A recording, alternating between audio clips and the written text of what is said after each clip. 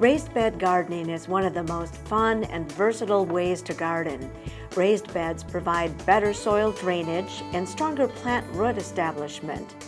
Since the soil tends to warm up faster in raised beds, gardeners can get a head start for spring gardening. Raised beds are easily built and can be configured in many different ways to meet the needs of all ages and abilities. This video shows a step-by-step instruction on building a simple raised bed. Set a landscape fabric found at most garden shops on a desired location where you will place the raised bed frame on top.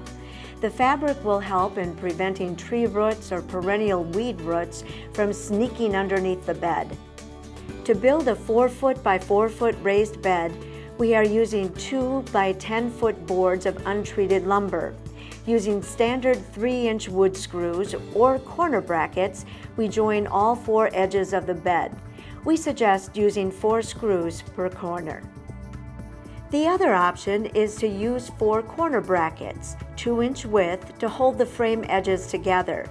No tools or screws are needed. Use a soilless media consisting of 1 part cow manure compost and 1 part peat moss, and mix the content well. This soilless mixture helps in better aeration around the root zone, holds sufficient moisture and nutrients for plant growth. Unlike garden soil, the soilless media doesn't compact and doesn't need to be rototilled or turned with a shovel to loosen the soil in future years. Sprinkle a handful of fertilizer like 10-10-10 or poultry-based organic fertilizer and rake it into the soil. Immediately after fertilizing, water the media lightly.